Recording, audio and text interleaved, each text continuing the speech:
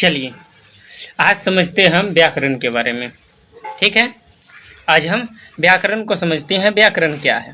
ठीक है, व्याकरण को पढ़ना क्यों जरूरी है समझना। ठीक है, व्याकरण को पढ़ना क्यों जरूरी है या व्याकरण कहते किसको हैं, हम इसको सर्वप्रथम हम समझेंगे। ठीक है, चलिए सबसे पहले व्याकरण के, हाँ, आपके मन में बहुत से भाव उठते होंगे जिन्हें आप दूसरे के सामने प्रकट करना चाहते हैं। ठीक है, कोई भी भाषा हम लोग क्या करते हैं, हमारे दिमाग में कुछ न कुछ उठता है। ठीक है, जो कि हम किसी के सामने कुछ भाषा हम प्रकट करना चाहेंगे। जैसे सर के सामने हम प्रकट करेंगे कोई भाषा, या तो किसी व्यक्ति के सामने हम भाषा प्रकट करेंगे और हम उसको यही बताना चाहेंगे आपको भूख लगती है तो भोजन मांगते हैं। जैसे मानो कि किसी को भूख लगता है तो क्या करता है, भोजन मांगता है। किसी से भी भोजन मांगता है, भोजन मांगेगा तो क्या बोलेगा, किसी को पुकारते हुए बोलेगा।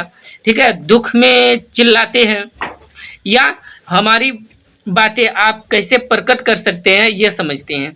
इन सारी बातों को आप लिख कर या बोल कर, या तो लिखने या बोलने की भाषा को ज़रूरत इसमें समझेंगे। जैसे मानो कि कोई भी भाषा है जो कि किसी को हम बोलेंगे कि हाँ हमको पानी की ज़रूरत है, क्या करेंगे, या तो हम बोल के हम उसको बोलेंगे, बोल के कहेंगे, या तो हम लिख के प्रकट करेंगे उसके सामने कि हमको पानी की ज़रूरत है, हमको पानी पीना है। ठीक है, तो इसलिए व्याकरण को पढ़ना जरूरी होता है। और सर्वप्रथम कि व्याकरण को क्यों जानते हैं ये समझते हैं। कोई भी भाषा को यदि हम किसी के सामने कोई भी भाषा को हम रखेंगे तो कैसे हम रखेंगे, हैं, जिसके द्वारा मनुष्य अपने मन के भावों को लिखकर या बोलकर दूसरों को प्रकट करता है, उसे हम भाषा कहते हैं। ठीक है, जैसे व्याकरण में जो भाषा होता है, भाषा हम बोलना सीखेंगे तो क्या होता है, या तो हम किसी के सामने या किसी मनुष्य के सामने क्या करेंगे, उस भावों को रखेंगे, या लिख कर रखें या बोलकर प्रकट करें, उसको हम सामने बोलेंगे, उसी को हम भाषा कहते हैं। जो भाषा किसी को समझ में आ जाए, जैसे मानो कि हम ही बोलेंगे तो हमको वो भाषा हमको भी समझ में आए और जिसको हम समझाना चाहते हैं तो उसको भी समझ में आ जाए। जैसे मानो कि हम पढ़ा रहे हैं, ठीक है, और तुम लोग को समझा रहे हैं कि भाषा कहते किसको हैं, तो हम क्या करते हैं, उसको अपने आप को पहले देखते हैं कि हाँ हमको ऐसे बोलना है तो तुम लोग को समझ में आएगा अथवा नहीं आएगा। तो उसको सबसे पहले हम प्रकट करेंगे। तो हम क्या करेंगे, बोल कर प्रकट करें या लिख कर हम प्रकट करें, लेकिन प्रकट करेंगे। ठीक है, अब भाषा भी 3 प्रकार के होता है। ठीक है, भाषा भी 3 प्रकार के होता है। एक होता है मौखिक, एक होता है लिखित, एक होता है सांकेतिक। ठीक है, भाषा भी कितने प्रकार के होते हैं, 3 प्रकार के होते हैं। एक होता है मौखिक, मतलब मुंह से बोलना, जैसे हम बता रहे हैं, समझा रहे हैं। ठीक है, ये मौखिक हुआ। एक होता है लिखित, जो कि इसमें लिखा हुआ जो दिखाई दे रहा है, या तो किताब में लिखा हुआ दिखाई दे रहा है, या तो इसमें बोर्ड में ये जो लिखा हुआ दिखाई दे रहा है ये। ठीक है, जो चीज़ दिखाई दे रहा है लिखा हुआ या बोला अति करना हुआ, ठीक है, ये होता है लिखित भाषा। एक होता है सांकेतिक। ठीक है, एक होता है सांकेतिक भाषा जो संकेत देता हो। यदि मानो हम किसी के सामने खड़ा हो गए, हम गलती किए हैं और मेरे साथ भी बगल का कोई गलती किया है, तो क्या करेगा, वो हमको आके बोलने लगा तो वो इशारा करेगा, अरे बात को दोहरा दे, बोल दे कि वो हमको नहीं मालूम, अब कौन था कौन नहीं हमको नहीं मालूम। नहीं तो उसको भी पता है कि हमको भी पिसना पिस देगा, तो इसलिए वो क्या करेगा, संकेत देगा, अरे बोल दो कौन था कोई नहीं, हाथ से वो संकेत करेगा। ठीक है, यस या नो हाथ से संकेत करेगा, या तो उसको बगल में खड़ी रहेगा तो उसको ऐसे करके हाथ से अधिक करेगा, इशारा करेगा, अरे हमारा नाम मत लेना, बोलता है। यदि किसी को कुछ हो जाए बोल ऐसे करेगा, ठीक है, बगल में, अरे हमारा नाम मत लेना, ऐसे करेगा कि अरे मेरा नाम मत लेना, हाथ से संकेतिक करेगा कि मेरा नाम मत लेना। तो वो होता है सांकेतिक। ठीक है, तीनों चीज समझ में आ गया। मौखिक का मतलब मुंह से बोलकर समझाना, लिखित का मतलब किताब से या कॉपी में लिख करके समझाना। यदि हम परीक्षा देते हैं तो क्या करते हैं, उसमें लिखित भाषा को हद से ज़्यादा लेते हैं कि लिख करके समझाते हैं कि हाँ ये चीज़ ऐसे होगा। एक होता है सांकेतिक जो कोई संकेत देता है। ठीक है, भाषा को समझ में आ गया। कि भाषा भी 3 प्रकार के होते हैं, वैसे ही हम चलते हैं व्याकरण को समझते हैं। ठीक है, भाषा को समझ गए, भाषा के हिसाब से व्याकरण को भी बनाया गया है। व्याकरण कहते किसको हैं? अब सर्वप्रथम व्याकरण को समझेंगे। भाषा को बता दिए तो भाषा समझ में आया, अब उसके बाद व्याकरण को भी समझ में आ जाएगा। सॉरी, ठीक है, ये भी समझ में आ जाएगा। चलिए, ठीक है। हाँ, व्याकरण हम उसे कह सकते हैं जिससे मनुष्य शुद्ध लिखना और बोलना सीख जाता है। ठीक है, हम तो समझ गए कि भाषा 3 प्रकार के होता है, लेकिन उसको यदि शुद्ध हम लिखना नहीं समझेंगे और शुद्ध बोलना नहीं सीखेंगे तो क्या हमारा व्याकरण मतलब वो भाषा हो गया? नहीं, उसको शुद्ध से लिखना और बोलना सीखना पड़ेगा हमको। ठीक है, उसे ही हम व्याकरण कह देते हैं, जो कि वो व्याकरण का रूप होता है। कि ऐसे भी बरबरा के हम कुछ भी बोल दिए तो वो नहीं हुआ, वो भाषा नहीं हुआ। ठीक है, वो हो गया टेठगिरी, मतलब कुछ भी बोल सकता है, कुछ भी जान सकता है, कुछ भी बता सकता है, जो कि किसी को समझ में भी नहीं आए। ठीक है, तो व्याकरण हम उसे कह सकते हैं जो शुद्ध लिखना भी सीखता है और बोलना भी सीखता है। ठीक है, व्याकरण हम उसको कहते हैं। ठीक है, चलिए, इतना तो समझ गए। ठीक है, हाँ, व्याकरण के भी कितने भेद होते हैं, या तो व्याकरण के कितने भेद होते हैं, या तो भेद पूछे, या तो व्याकरण के कुल कितने अंग होते हैं, या अंग पूछे। ठीक है, तो हम क्या बोलेंगे, इसका 3 ही अंग होता है या 3 ही भेद होता है। एक होता है वर्ण विचार, एक होता है शब्द विचार, एक होता है वाक्य विचार। ठीक है, तो ये 3 ही होता है। ठीक है, वर्ण विचार हम उसे कह सकते हैं जो वर्ण के बारे में बताता हो। तो सबसे पहले हम यहाँ वर्ण को जानने से पहले हम ये समझते हैं कि वर्ण हम कहते किसको हैं, ये समझते हैं। ठीक है, वर्ण हम कहते किसको हैं, ये समझते हैं। ठीक है, क्या हम लोग बचपन में कोखो पढ़े हैं? पूरे पढ़े हैं कोखो। जो कोखो से ओ आ ए ऐ तक हम जो भी वर्ड पढ़ते हैं, जो भी अक्षर पढ़ते हैं, उसी को हम व्याकरण कहते, अति वर्ण बोलते हैं। ठीक है, उसी को हम क्या कहेंगे, वर्ण। ठीक है, वर्ण हम उसी को कहेंगे। जैसे हम वर्ण, जैसे को भी लिखेंगे, को भी, तो वो वर्ण कहलाएगा। खो भी लिखेंगे, वर्ण ही कहलाएगा। यह सब क्या है, वर्ण है। ठीक है, वर्ण ही कहलाएगा। को खो से ओ आ ए ऐ तक लेंगे तो ये वर्ण ही कहलाता है, और वही अक्षर को हम वर्ण कह सकते हैं। ठीक है, चलिए, सर्वप्रथम वर्ण है, वर्ण को समझ गए। अब शब्द किसको कहते हैं? शब्द जो लिखा हुआ दिखाई दे हमको। ठीक है, जो हमको शब्द लिखा हुआ दिखाई दे। जैसे मानो कि हम भी कुछ बता रहे हैं या समझा रहे हैं, हम शब्द के भाषा पे ही बता रहे हैं, शब्द को ही पकड़ करके हम बता रहे हैं कि ये शब्द हम बोलेंगे तो इससे हमारा शब्द बनेगा पूरे। ठीक है, ये होता है शब्द। और वाक्य, ठीक है, हम समझते हैं वाक्य को।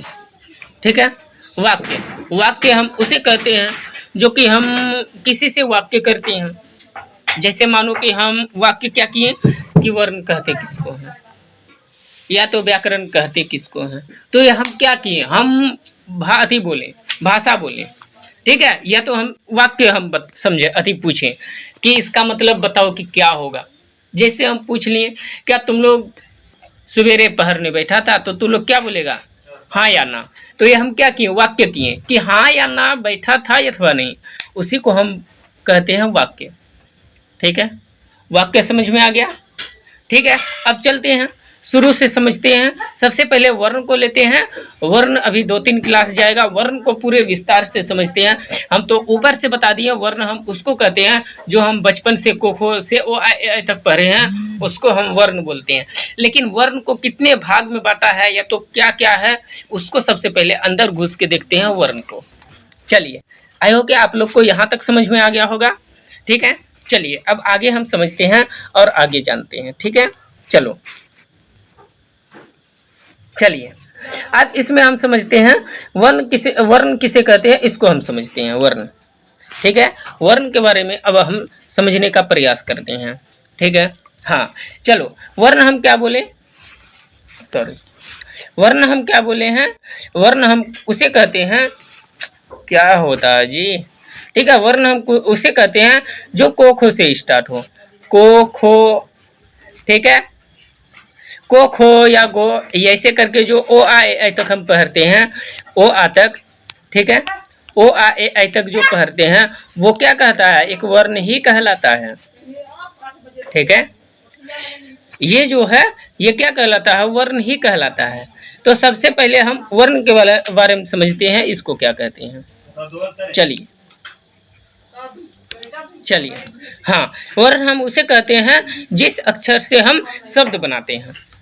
वर्ण हम किसको कह सकते हैं, जिस अक्षर से हम किसी शब्द को बनाते हैं। जैसे मानो हम लिख देंगे इसमें कमल, तो कमल क्या चीज से लिखेंगे, एक वर्ड होगा को, ठीक है, एक अक्षर हम ले लिए को, फिर दूसरा अक्षर ले लेंगे मो, कहीं से भी हम उठा लिए मो, अब एक अक्षर और भी ले लिए लो, ठीक है, इसको भी हम ले लिए। अब इन तीनों को हम मिलाएंगे तो एक साथ मिला के पढ़िए, तो ये क्या हुआ, तो ये एक साथ मिला के पढ़ेंगे तो क्या बन जाएगा, कमल। तो क्या हम करते हैं, सबसे पहले हम एक एक वर्ड को लेकर के हम शब्द को बनाते हैं, ठीक है, उस शब्द को बनाते हैं तभी शब्द बनता है, और उसी शब्द को बना करके हम कहते हैं, उसे ही कहते हैं वर्ण, ठीक है, समझिएगा, ठीक है, चलो, ठीक है। फिर उसके बाद जैसे मानो कि इसमें हम ले लेते हैं कहाँ से कहाँ तक, को खो से ओ आ ए आई तक हम ले लेते हैं, ये वर्ण के अंतर्गत ही आता है, ठीक है, ये वर्ण के अंतर्गत ही आता है। लेकिन इसमें भी, ठीक है, को खो से ओ आ ए आई तक में इसमें क्या किया है, दो भाग में बांट दिया है, इसको भी दो भाग में बांटा है। अब कैसे बांटा है आगे हम समझते हैं। सबसे पहले थोड़ा थोड़ा सा इसको भी समझ लेते हैं कि इसमें और भी कुछ बताया है, ठीक है, कैसे, जैसे मानो को वर्ण को हम समझ गए, ठीक है, लेकिन हम एक चीज और वर्णमाला को भी हम समझ लेते हैं कि वर्णमाला क्या है, ठीक है, वर्णमाला क्या है इसको हम समझ लेते हैं, इसको भी हम समझ लेते हैं कि वर्णमाला क्या है, ठीक है। हाँ, अब देखो इसमें बताया गया है वर्णों के पूरे समुदाय को वर्णमाला हम कह सकते हैं, ठीक है, वर्ण एक बगल होता है, वर्णमाला अलग होता है, ये एक बात ध्यान देना। यदि वर्ण पूछे, यदि पूछेगा वर्ण किसे कहते हैं, तो इतना तक याद रखिएगा कि को खो से लेकर के ओ आ ए आई तक में कोई भी एक गो वर्ड दे दे उसको हम वर्ण कहते हैं। लेकिन एक वर्ड को ही हम वर्ण कह सकते हैं, लेकिन एक से अधिक वर्ड यदि दे दे तो हम उसको क्या कहेंगे, वर्णों के समुदाय, मतलब उसको हम वर्णमाला बोलेंगे, ठीक है। इसमें है एक से दो गो रहेगा तो इसको हम वर्ण कह सकते हैं, ठीक है, लेकिन एक से अनेक नहीं होना चाहिए। जैसे को खो भी लिख दिया, को खो से ओ आ ए आई तक के साथ लिख दिया और वो बोलेगा इनमें से कौन वर्ण है, तो वो नहीं हो सकता। एक गो वर्ड सिर्फ को रहे या खो रहे या यो रहे या पो रहे या ए रहे या आकार रहे या कुछ भी रहे, लेकिन एक वर्ड होना चाहिए, उसको हम कह सकते हैं कि ये वर्ण है, ठीक है। इनमें से कौन ऐसा वर्ण है, तो हम वर्ण यदि पूछे तो हम एक को जवाब देंगे, को खो से ए आई तक में एक ही वर्ण। लेकिन वर्णमाला पूछे तो उसमें पूरे समुदाय को लेगा, ठीक है, पूरे समुदाय को ले लेगा, ओ आ से लेकर के ए आई तक पूरा लिखा रहेगा, वो वर्णमाला कहलाएगा, ठीक है।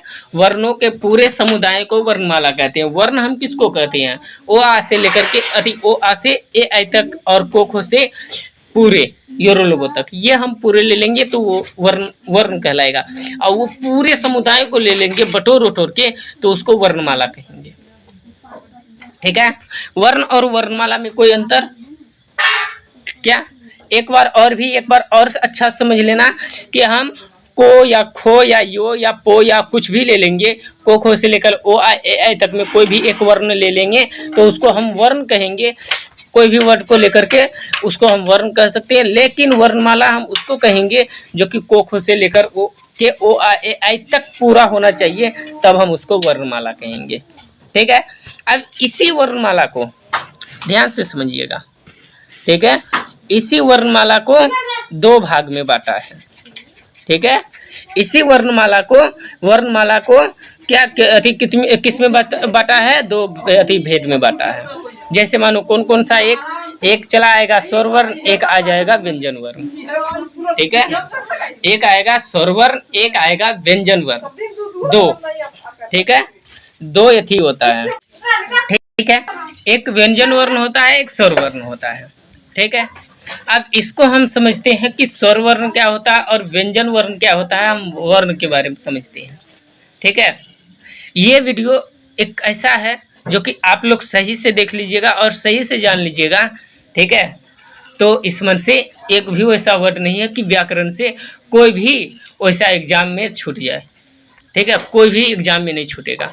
ठीक है, एक से लेकर के जितना तक तुम लोग जाओ, 6 से ऐसे पूछा आता है, 1-2 में तो ज़्यादा नहीं पूछता है, लेकिन 6 से जितना इधर पूछता है, चाहे BA पार्ट 1 हो या 2 हो या ग्रेजुएशन हो, जहाँ तक का हो इसी मन से आएगा। ठीक है, जहाँ तक भी आ जाए। ठीक है, तो ध्यान दीजिएगा सही से, अच्छा से ध्यान दीजिएगा, सब आ जाएगा। ठीक है, चलो। हाँ, स्वर वर्ण, स्वर वर्ण और व्यंजन वर्ण। स्वर वर्ण और व्यंजन वर्ण दोनों क्या है, इसको अब सबसे पहले समझते हैं हम। ठीक है, चलिए। हाँ, स्वर वर्ण, स्वर वर्ण किसे कहते हैं, सबसे पहले हम इसको समझते हैं। दोनों भाग को समझ लेते हैं, उसके बाद हम जानेंगे आगे कि क्या क्या है। सबसे पहले स्वर वर्ण का डिफरेंशिएशन समझते हैं और स्वर वर्ण को कितने भाग में बांटा है इसको भी समझते हैं। ठीक है, ये अभी बांटता ही जाएगा, भाई भाई में बांटता ही जाएगा इसमें।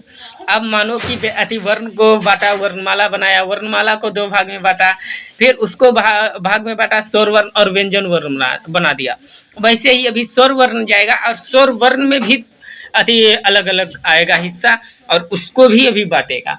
ठीक है, चलिए इसको भी अब समझते हैं। स्वर वर्ण, स्वर वर्ण उसे हम कह सकते हैं जो भी स्वर वर्ण हो। ठीक है, जो वर्ण बिना किसी दूसरे अक्षर की सहायता से ये स्वयं बोले जाते हैं, उसे स्वर वर्ण बोला गया। ठीक है, ये किसी का भी सहारा नहीं लेता है।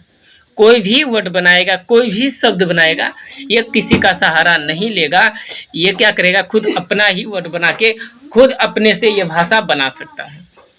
ठीक है, जैसे मानो इसमें क्या क्या हो सकता है, क्या क्या बना सकता है। जैसे मानो कि इसमें हम भाषा बनाएं, ठीक है, औकार हम ले लेंगे, ठीक है, फिर उसके बाद रो ले लेंगे, तो ये एक वर्ड पूरा मिला देंगे तो ये कुछ ना कुछ वर्ड बना देगा।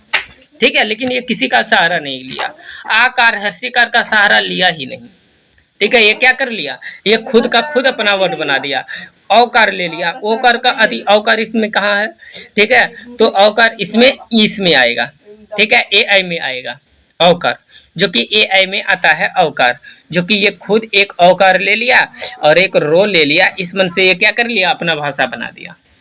ठीक है, इसे कहते हैं, ठीक है, जो वर्ण ना किसी दूसरे की सहायता, मतलब ये बिना किसी दूसरे की सहायता से अपना स्वयं वर्ड बना लेता है या स्वयं भी वर्ड बना करके बोला जाता है, उसे ही हम क्या कहेंगे, स्वर वर्ण कह सकते हैं। और स्वर वर्ण कहाँ से कहाँ तक है, ठीक है, स्वर वर्ण, ठीक है, ओ आ से लेकर के, ठीक है, AI तक है। ठीक है, ये OAI तक है। जैसे मानो इसमें और भी क्या आ सकता है, चलिए एक चीज और छूट चुका है, उसको भी हम ले लेते हैं। ठीक है, चलिए इसमें ले लिया, ओ ले लिया, सॉरी 1 मिनट, चलिए एक ओ ले लिया, आ ले लिया, अरसई ले लिया, दुर्गई ले लिया, अरसऊ ले लिया, दुर्गहुर ले लिया, और ये री भी इसी में आता है। री 2 प्रकार के होता है, एक होता है ऋषि, मतलब श्री वाला री होता है।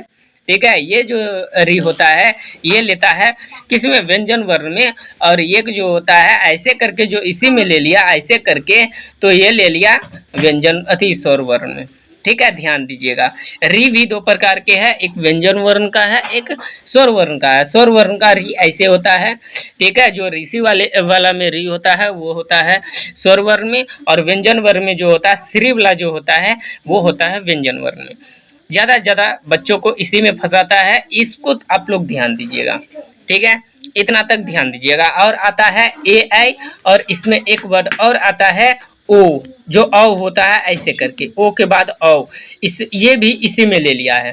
तो इसमें अब पूछेगा, इसमें कि स्वर वर्ण, स्वर वर्ण के कुल कितने वर्ण है, तो याद रखिएगा कितना वर्ण है इसमें, 2, 4, 6, 8, 10 और 1, 11 वर्ण होता है। ठीक है, स्वर वर्ण में कुल कितने वर्ण है, तो 11 वर्ण है, ध्यान दीजिएगा। ठीक है, इतना तक आई हो के आप लोग को समझ में आ गया होगा। आप समझते हैं सबसे पहले व्यंजन वर्ण को, तब समझेंगे कि स्वर वर्ण को कितने भाग में बांटा है और व्यंजन वर्ण को कितने भाग में बांटा है।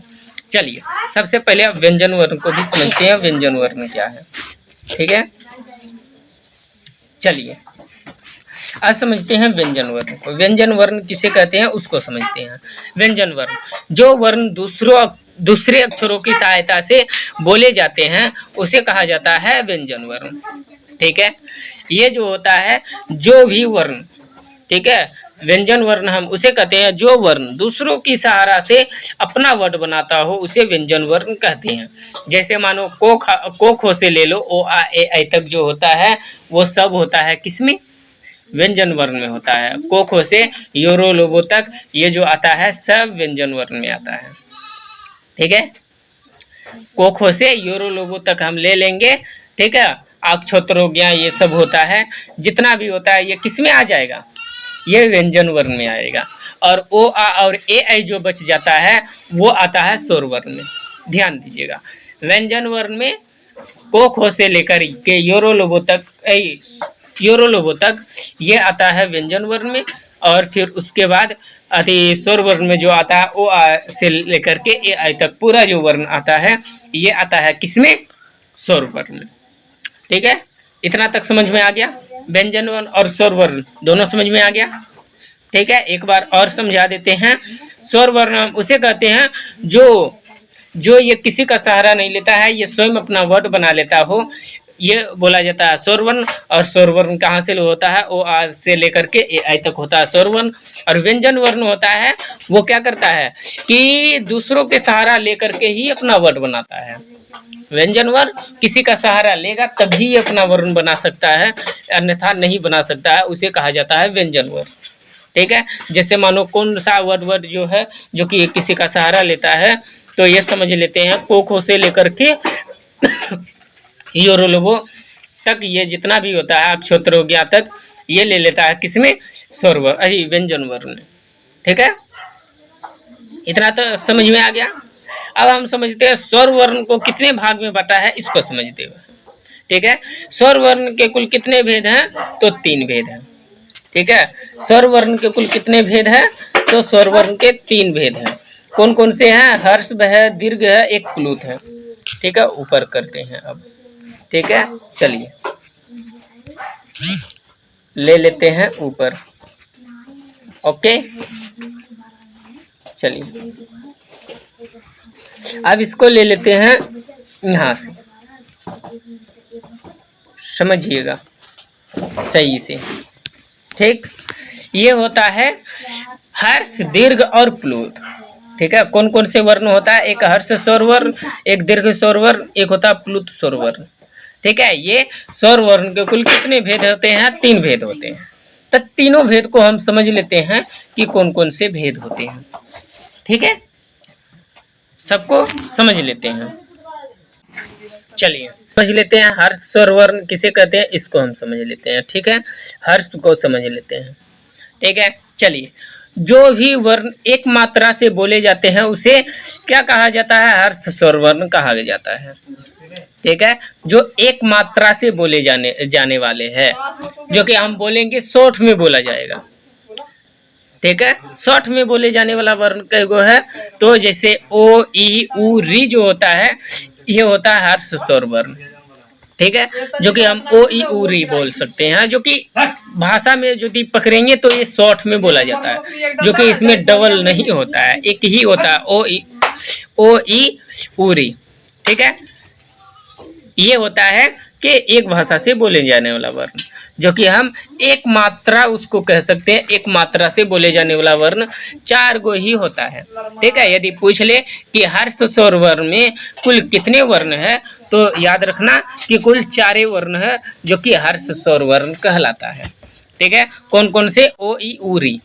ठीक है, ऋषि वाला री जो होता है इसमें हर्ष में आता है। ठीक है। अब चलिए आज समझ लेते हैं दीर्घ स्वर वर्ण किसे कहते हैं। ठीक है, तो दीर्घ स्वर वर्ण किसको कहते हैं, सबसे पहले आप इसको समझ लेते हैं। दीर्घ स्वर वर्ण, दीर्घ स्वर वर्ण उसे हम कह सकते हैं जो कि जो दो मात्रा से बोले जाने वाला वर्ण है। ठीक है, दीर्घ स्वर वर्ण हम उसे कह सकते हैं जो कि दो मात्रा से बोले जाने वाला वर्ण है।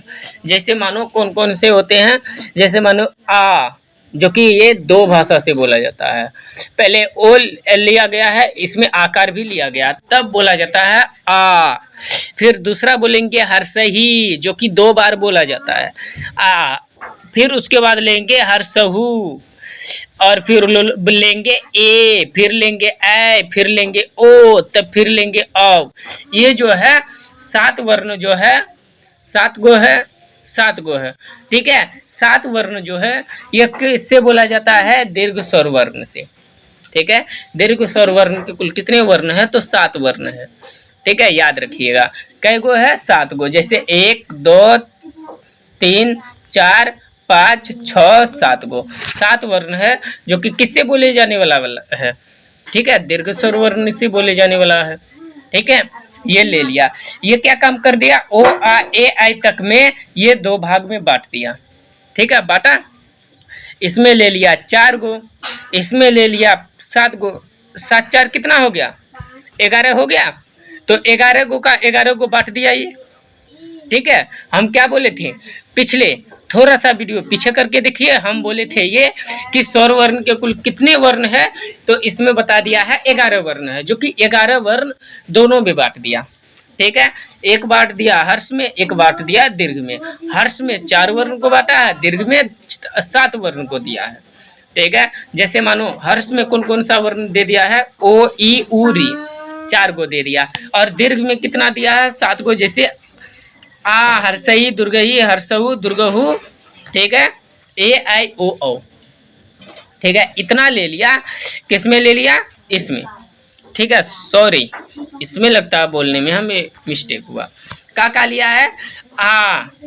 ठीक है, दुर्गई हर्षहु ए आई ओ औ, ऐसे करके ले लिया है, 7 वर्ण दे दिया है किसमें, दीर्घ में।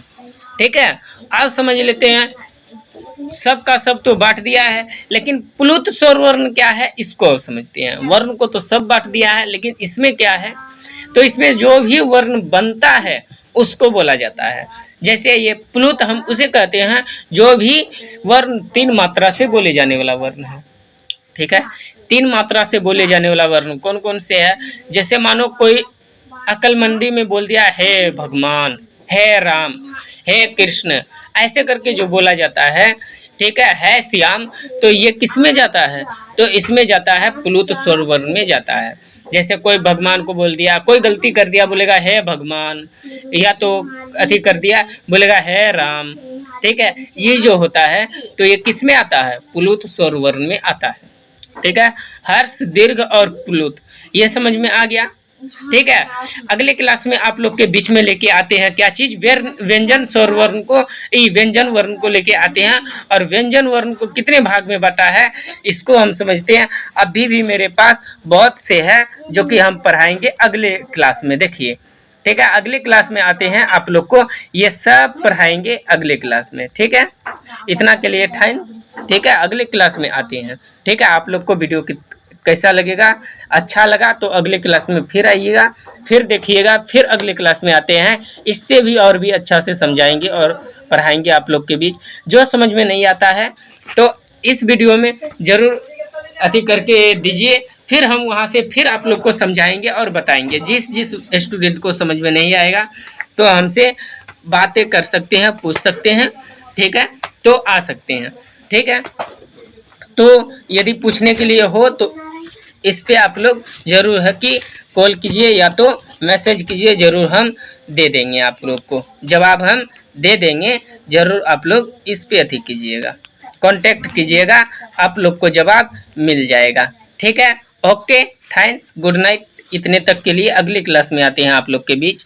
ठीक है, चलिए।